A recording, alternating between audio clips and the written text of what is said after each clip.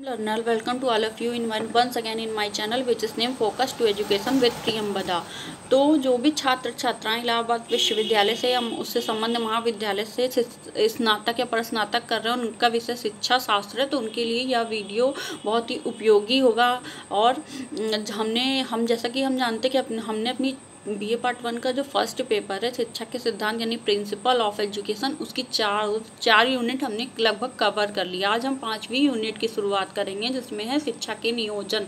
तो इसमें आज हम शिक्षा नियोजन होता क्या है, उसका अर्थ क्या है, उसकी परिभाषा क्या है तथा उसका महत्व क्या है शिक्षा के क्षेत्र में, इसको जानेंगे।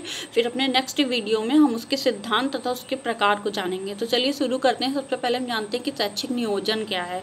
तो जैसा कि हमें नाम से ही पता चल रहा है, शिक्षा की योजना बनाना यानी एजुकेशन की प्लानिंग करना, जिसके लिए हम फंड जुटाते हैं या आर्थिक मदद लेते हैं, किसी भी संस्था से ले रहे हैं तो या इंडिविजुअल कर रहे हो या सहयोग से कर रहे हो, तो उसे हम शिक्षा के लिए क्षेत्र में किया गया प्रयास या शिक्षा के देने या लेने शिक्षण अधिगम करता है या शिक्षण की व्यवस्था करने का जो प्रयास किया गया आर्थिक रूप से या सामाजिक रूप से, जिस भी रूप से, उसे हम शैक्षिक नियोजन कहते हैं। तो इसको हम ऐसे सरल शब्दों में समझ सकते हैं। तो चलिए शुरू करते हैं। शैक्षिक नियोजन आर्थिक नियोजन का ही एक अंग है। शैक्षिक नियोजन क्या है? बेसिकली वो आर्थिक नियोजन का ही एक अंग है। मतलब जो हम आर्थिक नियोजन करते हैं, जो हम किसी फंड लेते हैं किसी संस्था से या किसी हम कॉलेज खोलना चाहते हैं, विद्यालय प्राथमिक स्तर के स्कूल खोलना चाहते हैं, चाहे वो सरकारी हो, गवर्नमेंट स्कूल हो या नॉन गवर्नमेंट हो, तो उसके लिए हमें जिस आयोजन की आर्थिक नियोजन की सहायता मतलब ज़रूरत पड़ती है, वो शिक्षा का एक अंग है। शैक्षिक नियोजन आर्थिक नियोजन की ही शिक्षा का एक अंग है। तो फिर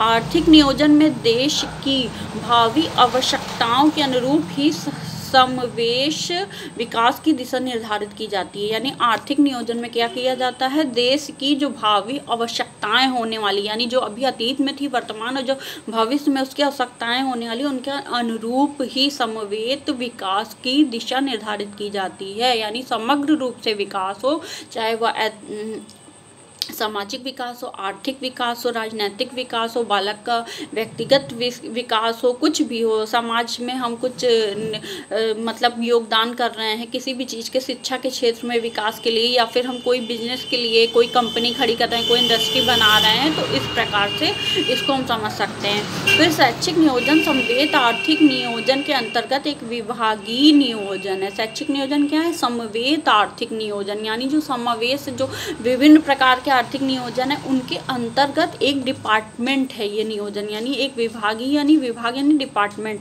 जो सामाजिक आवश्यकताओं के अनुरूप मानवीय संसाधनों के समयबद्ध और सुनिश्चित विकास की प्रक्रिया है।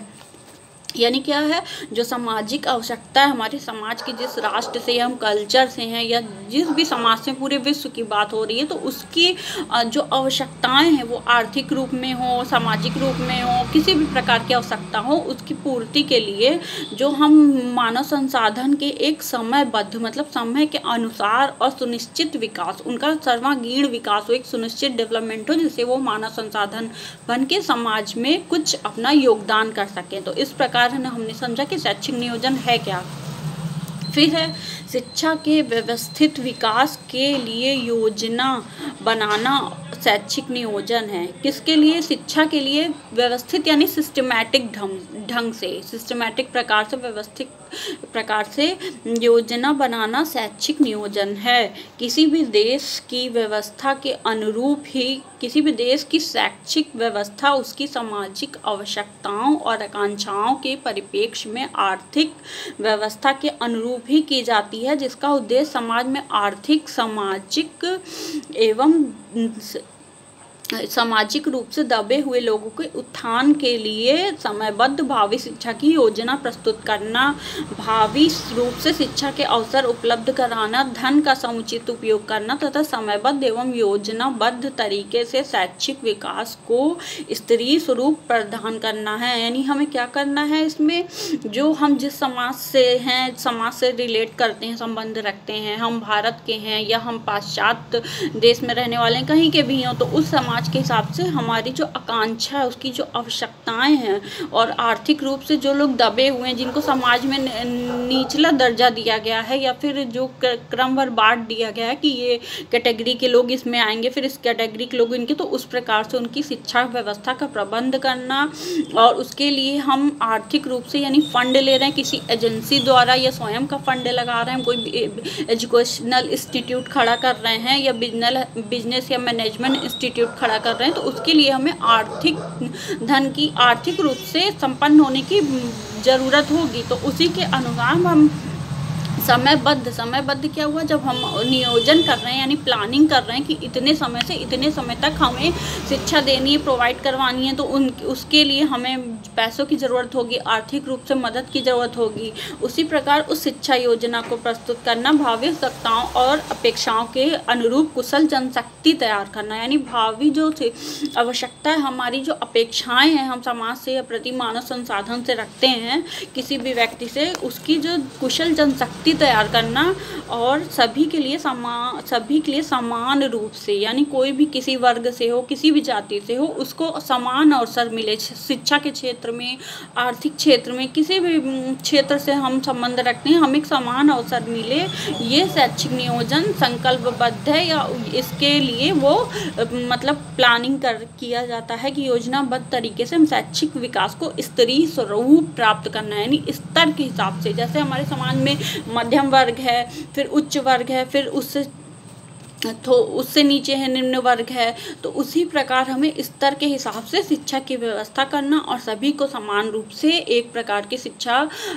उपलब्ध कराना हमारा एक जिम्मेदारी, एक हम मानव संसाधन के रूप में हमारी जिम्मेदारी बनती। कुशल मानव संसाधन हम बन सकें, या शिक्षण अधिगम प्रक्रिया के द्वारा हम उसे बना सकें, उसको उत्पन्न कर सकें, उसका प्रयोग कर सकें समाज में, राष्ट्र की प्रगति में, समाज की प्रगति में, तो हम इसीलिए शैक्षिक नियोजन का उपयोग करते हैं। फिर शैक्षिक नियोजन का अभिप्राय कुशल, शिक्षित, प्रशिक्षित मानवीय शक्ति का विकास करके सामाजिक आवश्यकताओं के अनुरूप विकास की प्रक्रिया में सहायता करना है। यहाँ क्या कहा जा रहा है, शैक्षिक नियोजन का अभिप्राय है, अर्थ है मतलब कि एक कुशल, जो सारे कौशलों से युक्त हो, कुशल हो, शिक्षित हो, प्रशिक्षित हो, यानी ट्रेंड टीचर हो, तो मानवीय शक्ति का विकास करके जो सामाजिक आवश्यकताएं हैं हमारी, उनके अनुरूप विकास की प्रक्रिया में सहायता करना है। फिर शैक्षिक नियोजन के लिए निम्नलिखित बातों पर ध्यान देना आवश्यक है। तो यहाँ पे कुछ पॉइंट दिए हुए हैं, कौन कौन सी बातों पर ध्यान देना आवश्यक है। 7 पॉइंट हैं, जिसमें पहला है राष्ट्र का सामाजिक, आर्थिक व राजनीतिक यथार्थ क्या है, यानी प्रैक्टिकल रूप में अगर हम यथार्थ की बात करें तो यथार्थ यानी वर्तमान, प्रैक्टिकल में हम क्या अप्लाई कर रहे हैं, यानी हमारे राष्ट्र का सामाजिक, आर्थिक एवं राजनीतिक, सामाजिक रूप से, आर्थिक रूप से, राजनीतिक रूप से यथार्थ क्या है, उसके अनुसार हमें एक प्लानिंग बनानी होगी, एक क्राइटेरिया सेटअप करना होगा एजुकेशन के क्षेत्र में, जिससे हम अपने छात्रों को या कुशल मानव संसाधन बनाने की दिशा में एक सफल प्रयोग हम कर सकें। इसलिए हमें शैक्षिक प्लानिंग में हमें ये ध्यान रखना होगा। फिर है दूसरा छात्र और अध्यापक, यानी टीचर की और छात्र की ज़रूरत पड़ेगी हमें नियोजन में। जाहिर सी बात है, हम स्कूल खोल रहे हैं तो उसमें जब कोई बच्चा आएगा, इनरोल करेगा, तभी तो हम उसको शिक्षा देंगे, या टीचर है हमारे देश में या उस काबिल हैं, तभी तो हम एजुकेशनल प्लानिंग करेंगे। फिर उनसे हमें जो मूल्य तय करेंगे, फीस, यानी उनसे जो हम शिक्षा प्रोवाइड करेंगे उसकी फ़ीस ले रहे हैं, चाहे हम गवर्नमेंट कॉलेजों की बात करें या प्राइवेट कॉलेजों की बात करें, किसी भी विद्यालय हो, किसी भी क्षेत्र में, तो फिर हम छात्र और अध्यापक की ज़रूरत पड़ेगी। फिर तीसरा, देश के आर्थिक विकास में शिक्षा की भूमिका। तो हम कैसी शिक्षा देंगे जो हमारा केवल वो शिक्षित ना हो, उसका सर्वांगीण विकास हो। जो छात्र है वो अपने देश की आर्थिक विकास में शिक्षा प्राप्त करने के बाद कुछ अपना योगदान कर सके, एक कुशल मानव संसाधन बन सके अपने देश, अपने राष्ट्र की प्रगति का। तो फिर है देश की शैक्षिक आवश्यकताएं, यानी हमें क्या ध्यान देना पड़ेगा कि देश की शैक्षिक आवश्यकताएं क्या क्या है शिक्षा के क्षेत्र में, प्राइमरी लेवल में, माध्यमिक लेवल में, उच्च लेवल में क्या है हमारी शिक्षा की आवश्यकताएं। फिर शैक्षिक संदर्भ में वर्तमान सुविधाएं, यानी शिक्षा के संदर्भ में जो वर्तमान की प्रेजेंट की जो आवश्यकताएं हैं वो उनका ध्यान रखना। फिर है छठवां, शैक्षिक प्रगति के लिए संसाधन। हम शैक्षिक प्रगति के लिए हमें संसाधनों की आवश्यकता होगी, उसके लिए हमें आर्थिक फंड की ज़रूरत होगी, जो हम सरकार से लोन भी ले सकते हैं। लोन लेके हम अपना विद्यालय खड़ा कर सकते हैं, खोल सकते हैं, या फिर हम प्राइवेट रूप से हम अगर समाज में हैं, किसी समाज का कोई समूह है, संस्था है, NGO वगैरह होते हैं जो मदद करते हैं आर्थिक रूप से या पिछड़े हुए लोगों की शिक्षा क्षेत्र में मदद करने। तो इस प्रकार हमें इन सब चीज़ों का शैक्षिक नियोजन यानी प्लानिंग करते समय एजुकेशन की हमें ध्यान देना होगा। फिर सातवां, शिक्षा में गुणात्मक सुधार। शिक्षा में गुणात्मक सुधार मतलब क्वालिटेटिव जो हम प्रयास करेंगे, सुधार करेंगे, यानी एक क्वालिटी शिक्षा में गुण होना चाहिए। जो छात्र या बच्चा ग्रहण करने आ रहा है शिक्षा, उसको हम गुणात्मक सुधार के साथ शिक्षा प्रोवाइड करें, ये हमारी जिम्मेदारी बनती है। फिर हम जानते हैं शैक्षिक नियोजन की परिभाषाओं के बारे में, तो हम इसकी 2 परिभाषाएं जान लेते हैं, फिर हम इसके महत्व के बारे में चर्चा करेंगे। तो पहली परिभाषा है ब्लंग के अनुसार भविष्य में किए जाने वाले कार्यों के निर्णयों की सूची के निर्माण करने की प्रक्रिया को शैक्षिक नियोजन कहते हैं। किसे कहते हैं? भविष्य में किए जाने वाले कार्यों, जो भविष्य में हमें कार्य करना है शिक्षा के क्षेत्र में, उसमें जो निर्णय लेना, निर्णयों की सूची का निर्माण करने की प्रक्रिया को हम शैक्षिक नियोजन कहते हैं। बहुत इंपॉर्टेंट ये परिभाषा है, अगर आपके परीक्षा में सवाल पूछा जाता है तो आप इसको कोट कर सकते हैं, लिख सकते हैं, तो इससे आप का आंसर एक गुणात्मक वैल्यू रखेगा। मतलब क्या होगा कि आपका आंसर एक मतलब समझ में आएगा, उससे शिक्षक के ऊपर प्रभाव पड़ेगा। फिर है दूसरा VL ग्राफिक्स। VL ग्राफिक्स के अनुसार क्या है? शैक्षिक नियोजन शिक्षा से संबंधित कार्यों को करने की एक विवेक सम्मत प्रक्रिया एवं आवश्यकता है। VL ग्राफिक्स के अनुसार वो क्या कह रहे हैं कि शैक्षिक नियोजन शिक्षा से संबंधित कार्यों को करने की एक विवेक सम्मत प्रक्रिया व आवश्यकता है। ये प्रक्रिया भी है और आवश्यकता भी है। इससे शैक्षिक लक्ष्यों की पूर्ति होती है तथा शिक्षा के साधनों, प्रविधियों, सामग्रियों तथा यथोचित उपयोग किया जाता है। मतलब शिक्षा के जो भी साधन है, उसके जो भी उपागम हो, अभिकरण हो, जिसके माध्यम से, जो हमने अपने पहले वीडियो पे चर्चा करी है, शिक्षा के अभिकरण क्या है या शिक्षा के उपागम क्या है, जिनके माध्यम से अपनी शिक्षा को समझ सकते, या प्रविधियाँ क्या है उसकी टेक्निक से, टेक्नोलॉजी की व्यवस्था से, किसी व्यवस्था से हम अपनी सामग्रियों का यथोचित उपयोग किया जाता है। तो हमने परिभाषा जान ली, उसका अर्थ जान लिया। अब हम जानेंगे शैक्षिक नियोजन का महत्व क्या है। तो शैक्षिक किसी भी राष्ट्र के वैज्ञानिक, सामाजिक, राजनैतिक, शैक्षिक विकास में राष्ट्र की शिक्षा प्रणाली, उसका कुशल नियोजन अत्यंत अर्थपूर्ण होता है। इसमें क्या बताया जा रहा है, क्या कहा जा रहा है कि किसी भी राष्ट्र के, कोई भी राष्ट्र हो, दुनिया का, विश्व का कोई भी राष्ट्र हो, उसकी जो वैज्ञानिक, सामाजिक, राजनैतिक, शैक्षिक विकास है, मतलब कि उसका वैज्ञानिक रूप से शैक्षिक विकास क्या हो रहा है, सामाजिक रूप से, राजनीतिक में, शैक्षिक विकास में राष्ट्र की शिक्षा प्रणाली, एजुकेशन सिस्टम, उसका कुशल नियोजन अत्यंत अर्थपूर्ण होता है। उसका जो कुशल नियोजन हमें करना, एक अर्थपूर्ण शिक्षा हम दे रहे हैं। अगर हम नियोजन पहले से कर ले रहे हैं कि हमें आर्थिक रूप से क्या ज़रूरत है, सामाजिक रूप से, राजनीतिक रूप से, वैज्ञानिक रूप से, अगर हम उसका नियोजन करके शिक्षा को प्रोवाइड करेंगे तो वो हमारी शिक्षा अर्थपूर्ण एवं महत्वपूर्ण होगी। फिर इसके माध्यम से भविष्य के लिए शिक्षा योजना बनाई जाती है। इसके माध्यम से क्या किया जाता है, जो हम भविष्य में शिक्षा जो हम लेने वाले हैं, उच्च शिक्षा में जाने वाले हैं, प्राथमिक हो गया हमारा, माध्यमिक स्तर की हमने शिक्षा ग्रहण कर लिया, हम उस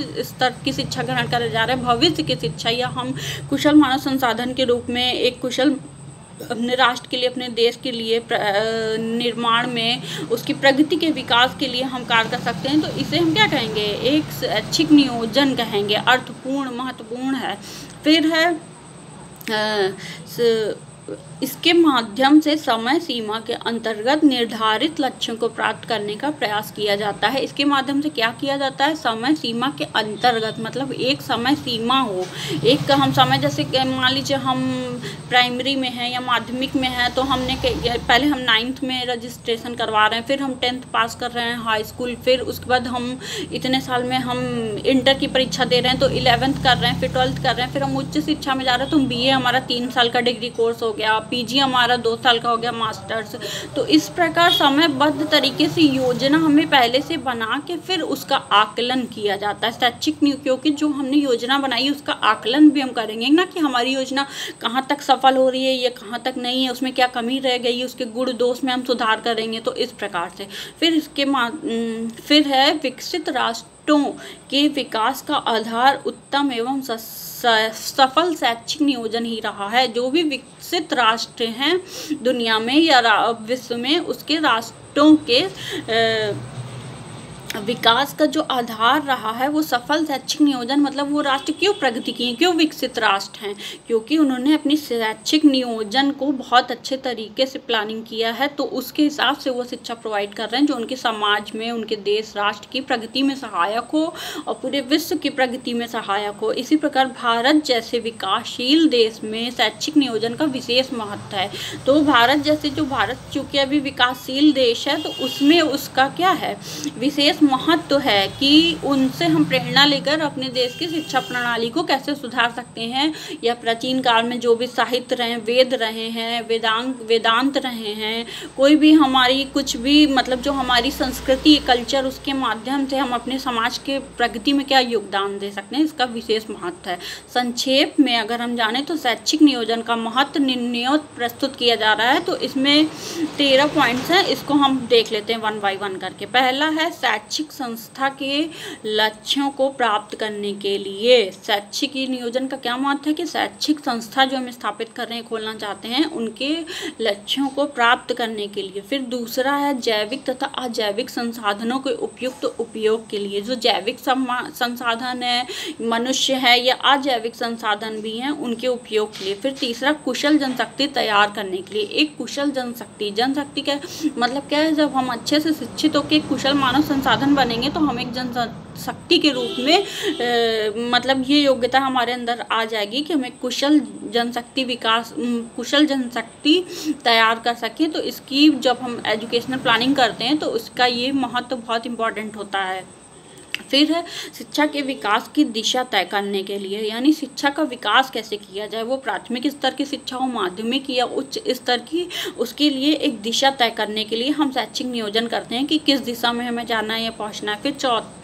फिर है 5वां भविष्य की आवश्यकताओं के अनुरूप प्राथमिकताओं के निर्धारण के लिए। शैक्षिक नियोजन का महत्व क्या है, जो हमें भविष्य की आवश्यकता है, हमारे राष्ट्र की, हमारे समाज की, वैज्ञानिक हो, सामाजिक हो, आर्थिक हो, तो उसके लिए हमें एक प्राथमिकताओं के निर्धारण के लिए शैक्षिक नियोजन का महत्व है। फिर राष्ट्रीय उत्पादन में वृद्धि और प्रगति को सुनिश्चित करने के लिए, जब हम एक कुशल मानव संसाधन होंगे तभी हम इसका महत्व समझ पाएंगे कि शिक्षा क्या है या शिक्षा का विभिन्न क्षेत्रों में क्या महत्व है। तो उसी प्रकार अपने देश की, राष्ट्र के उत्पादन की प्रगति को सुनिश्चित करने के लिए इसका विशेष महत्व है। फिर है 7वां प्रौद्योगिकी, यानी टेक्नोलॉजी, तकनीकी और वैज्ञानिक क्षेत्रों में अपेक्षित प्रगति के लिए। जब हम एक मतलब हमारी शिक्षा व्यवस्था का नियोजन करके हमें शिक्षा दी जाएगी तो हम निश्चित रूप से टेक्नोलॉजी का प्रयोग करेंगे, उससे विज्ञान के क्षेत्र में प्रगति करेंगे। जैसे कि आज भारत की जो मतलब कि वैज्ञानिक जो अनुसंधान संस्था है वो क्या है, इसरो को हमने वैज्ञानिक और तकनीकी रूप से जो मानव संसाधन मिले हैं उसी की वजह से इसरो देश विदेश में बहुत ही उसका प्रचलन हो रहा है। पाश्चात्य देशों के जो हैं बुद्धिजीवी या नागरिक जो हैं वो उससे क्या भारत से आज प्रेरणा ले रहे हैं। भारत हमारा एक प्रेरणा बन गया पूरे राष्ट्र और विश्व के लिए। और फिर है शिक्षा को रोजगार परक बनाने के लिए, यानी शिक्षा ऐसी हो जो रोजगार हमें, जिससे हम मतलब रोजगार परक हो। ये नहीं कि हम बेरोजगार हैं, बेरोजगारी बढ़ी, तो ऐसी जो हम, क्योंकि हम जानते हैं हमारा भारत एक विशाल जनसंख्या वाला देश है, तो उस हिसाब से हम शैक्षिक नियोजन जब हम प्लानिंग कर रहे हैं तो उस बातों को हमें ध्यान रखना होगा। फिर है शैक्षिक विकास की प्रक्रिया में जन सहभागिता सुनिश्चित करने के लिए। जब हम शैक्षिक विकास की प्रक्रिया में जन सहभागिता अगर हम प्लानिंग करेंगे तभी तो जन सहभागिता सुनिश्चित होगी, तो उसके लिए ये विशेष महत्व है। फिर शैक्षिक संरचना, यानी स्ट्रक्चर क्या है संरचना के, कि हम कैसे, फिर संगठन, प्रशासन, एडमिनिस्ट्रेशन हम करेंगे। पाठ्यक्रम आदि में एक रूपता लाने के लिए जो हमारा जो करिकुलम है, सिलेबस है, उसमें हम एक रूपता कैसे लाएंगे कि सभी को हम समान रूप से शिक्षा प्रोवाइड प्रोवाइड कर सकें। राष्ट्र की शिक्षा तथा उसके नागरिकों को अंतर्राष्ट्रीय स्तर की स्पर्धा के योग्य बनाने के लिए, राष्ट्र की जो शिक्षा है तथा उसके नागरिकों को अंतर्राष्ट्रीय स्तर की जो स्पर्धा है उसके योग्य बनाने के लिए हमारे राष्ट्र की शिक्षा ऐसी हो, उसके नागरिक ऐसी हो जो अंतर्राष्ट्रीय, वर्तमान समय हम जानते हैं कि क्या बोलते हैं, तुलनात्मक जब हम शिक्षा पढ़ेंगे तो उसमें विभिन्न देशों की शिक्षा प्रणालियों पर चर्चा होगी, तो उसी हिसाब से हम वर्तमान जो शिक्षा प्रणाली है ये जो प्रचलन में है जिसके हिसाब से हम अंतर्राष्ट्रीय स्पर्धा के योग्य बन सकें, तो इसमें शैक्षिक नियोजन का बहुत ही महत्वपूर्ण रोल है। फिर है वांछित व नियोजित सामाजिक परिवर्तन के लिए। वांछित यानी जो वांछित है, वांटेड है, और नियोजित सामाजिक परिवर्तन है, मतलब हम योजना बना के चल रहे हैं कि इस हिसाब से हम समाज के वैज्ञानिक क्षेत्र में, आर्थिक क्षेत्र में एक मतलब अपना योगदान देंगे, नियोजन करेंगे, तो उस प्रकार से इसका महत्व है। फिर है समय सीमा के अंतर्गत शैक्षिक नियोजन प्रगति और समस्याओं के आकलन के लिए। उस समय सीमा जो हमने नियोजन में, प्लानिंग में समय सीमा बनाई है, उस समय सीमा के अंतर्गत हम भी हमारे आवश्यकताएं समाज की, शैक्षिक नियोजन जो है प्रगति समस्याओं जो हम कर रहे हैं उसके आकलन के लिए, कि हम उसका आकलन करेंगे, असेसमेंट करेंगे, मूल्यांकन करेंगे, तभी तो हम जानेंगे कि हमारा नियोजन कितना सफल रहा या कितना असफल रहा। तो उस हिसाब से हम उसमें गुण दोष देख के उसमें सुधार करने का प्रयास करेंगे। तो ये सभी बातें जो हैं शैक्षिक नियोजन का महत्व उपयुक्त जो सभी बातें हैं, हमने जो पॉइंट सभी जाने, उन बातों के लिए शैक्षिक नियोजन का महत्व स्वीकार किया गया है। तो आज हमने जाना शैक्षिक नियोजन का अर्थ क्या है, उसकी परिभाषा तथा शिक्षा के क्षेत्र में या किसी भी क्षेत्र में उसका महत्व क्या है। तो इस प्रकार से हम अपने अगले वीडियो में जब डिस्कस करेंगे तो हम उसके शिक्षा के शैक्षिक नियोजन के प्रकार तथा उसके सिद्धांतों पर चर्चा करेंगे। तो आशा करती हूँ आपके लिए ये वीडियो बहुत ही हेल्पफुल होगा, और हेल्पफुल हो तो प्लीज़ मेरे चैनल को लाइक, शेयर एंड सब्सक्राइब कीजिए और कमेंट कीजिए। और तब तक के लिए सभी सीखने वालों को मेरा नमस्कार।